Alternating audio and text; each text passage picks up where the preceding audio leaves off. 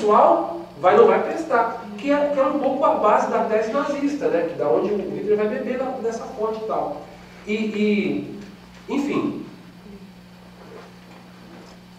quando chega anos 30 no Brasil, então essa é a ideia que vai de certa maneira, influenciar vários historiadores brasileiros, como Nina Rodrigues, por exemplo. Né? Monteiro Lobato é um cara que nos seus escritos, inclusive na sua obra infantil, ele carrega muito essa simbologia. Nos anos 30, surge um outro pensador nordestino chamado Gilberto Freire, que vai, de certa maneira, criar, e aí de novo, vou reivindicar aqui o companheiro, a partir do condicionamento econômico em última instância, porque era uma necessidade para aquele momento no Brasil, esse negócio de que o preto não precisava para nada não podia continuar, porque era a parte importante da mão de obra possível. E não dá para continuar dizendo que onde tem um preto não pode ficar ninguém mais, porque contamina, porque tem doença, não pode. É preciso incorporar no mundo do capital, né? O Florestan Freire, tá bom. Aí o Gilberto Freire vai construir qual tese? O Gilberto Freire, ele vai construir a ideia de que, ao contrário do que sempre disseram, de que o negro é inferior, é horroroso, não presta para nada, ao contrário, o povo brasileiro seria, então, fruto dessa mistura bonita das três matrizes, indígena, africana e europeia, e o povo brasileiro é bonito por isso e não feio, e tem qualidades por isso e não falta das qualidades, mas sem contestar o lugar social de cada um desses sujeitos. E ele cria a ideia super poderosa, a mentalidade ideológica que a gente o movimento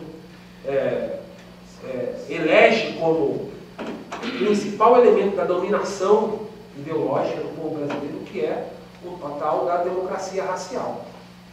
Né? Que é a ideia de que está tudo bem entre a gente, não existe conflito.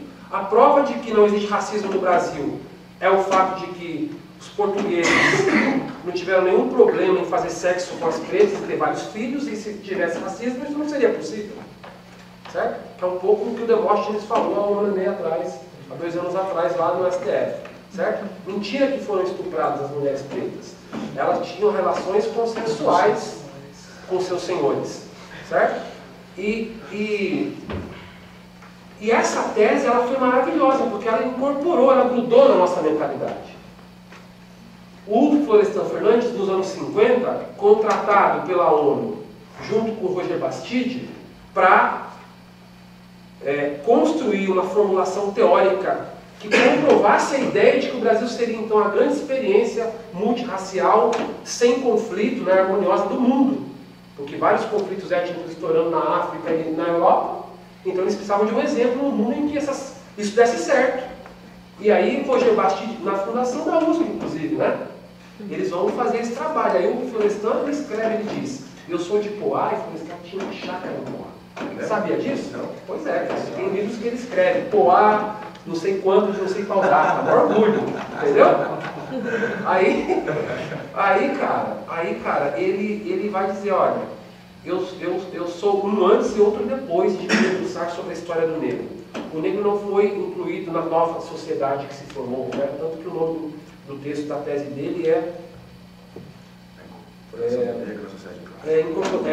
incorporação do negro na sociedade de classes e o negro no mundo dos brancos, né?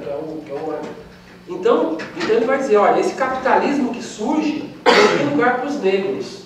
Os negros não são classe trabalhadora, os negros não são proletários, não são nada. Eles estão embaixo da classe, do lado da classe, em qualquer lugar, menos ele não é classe.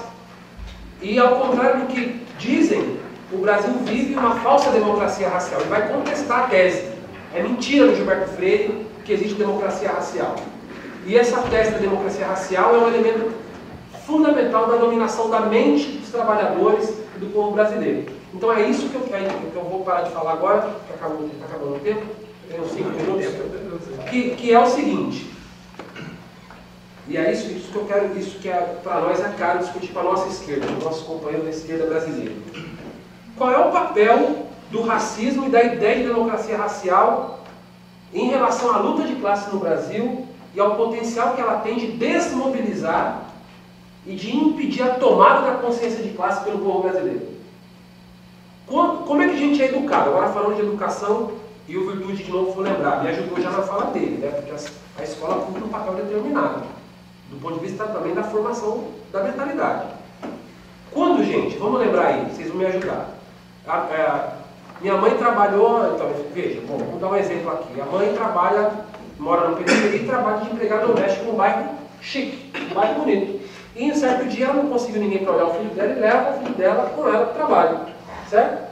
E aí o filho dela repara, porque é diferente aquele lugar de onde ele mora, certo? Ele fala, nossa mãe, que lugar diferente, bonito, as casas são bonitas, as calçadas são limpas, cheio de ar, bonito aqui. Por quê, né?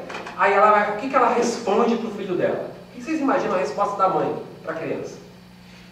Vamos lá, chuta aí, o que a gente imagina assim? Aqui é um bairro de gente que tem dinheiro. O que mais? Ajuda aí, gente, pode soltar a imaginação. O que você respondeu? Seu filho. Um bairro de classe média, também, não é? Ela poderia dizer, família negra, né, pobre, ela poderia dizer o que também? É um bairro de brancos. Poderia ou não? Poderia ou não poderia? Estou exagerando? Poderia dizer, é um bairro de brancos. Ela disse? Por que ela não disse? À tarde, na hora de sair, ela cai no mesmo horário da saída da escola. Pô, uma escola bonita, diferente da escola onde o moleque estuda. As pessoas são diferentes, o uniforme é diferente. Tudo é diferente. O pai buscando na porta é diferente. O carrinho de doce na porta é diferente. Tudo é diferente. O policial é diferente. Ele trata bem, ele fala boa tarde. Aí ele pergunta, mas por quê? Aí o que ela responde? Olha, filha, aqui é uma escola de classe média. Ela poderia dizer, é uma escola de brancos. Por que ela não diz? Cara, isso é muito importante para a formação da mentalidade. Por que as pessoas rejeitam cotas? Falam assim, não, o problema é social. Entendeu? Não, temos que ter cotas sociais, porque aí resolve o problema. Quando um negro contrapõe o branco no espaço de poder do branco, quase em 100% dos casos é o pobre, o cara da classe trabalhadora, contrapondo alguém da outra classe ou alguém economicamente de um lugar diferente do dele. Superior a outro. Quase sempre. De maneira que a tomada de identidade racial, ela é quase que a mesma coisa, no caso brasileiro, que tomada de identidade de classe. Olha que perigoso que eu estou falando, camaradas. Mas que foda. Mas, cara, isso é muito caro pra gente. Por que é que se desconstrói tanta identidade racial no Brasil, cara? Por que é que na novela das 9, veja, se fosse, gente, cotas e universidades, nesse quadro pintado pela Virtude, que tudo isso já está pré-determinado, pô. A universidade cumpre um papel a partir da necessidade econômica do sistema para alimentar o capital com força de trabalho determinada em certos lugares, tecnicamente preparada, não muda porra nenhuma. Mentira, a cota vai fazer revolução? Não vai. Vai resolver o problema racial? Não vai. Vai acabar com a pobreza no Brasil? Também não vai. Todo mundo sabe disso. E é tão pequeno que não gera, não altera a correlação de força. É defendido pela Ford, pô. A Ford defende política de ação afirmativa. A Ford. Os americanos lá e tal. Entendeu? Quando a Alissa Rice, ela foi por causa de pó. A galera bate na gente, fala, vocês são pelego, vocês são de direitos, já é coisa disso. É reformismo. Mas no caso brasileiro, ele tem um potencial de efeito outro, diferente, para a construção de mentalidade e para a luta de classe, na nossa opinião. Percebe o que eu estou dizendo, gente? Porque ele vai colocar num lugar social em que nunca esteve alguém que vai perceber que mesmo tendo chegado ali por sua competência, por sua capacidade, ele jamais vai ser tratado como igual. Porque o Brasil é um país racista. Porque o racismo, ele presta serviço para a dominação de classe. Radical. No caso brasileiro, ele é fundante, né? Ele não tem muita diferença, não tem um peso maior ou menor para a questão econômica e a questão... Né? Esse lugar determinado para onde os quadros formados nos espaços educacionais privilegiados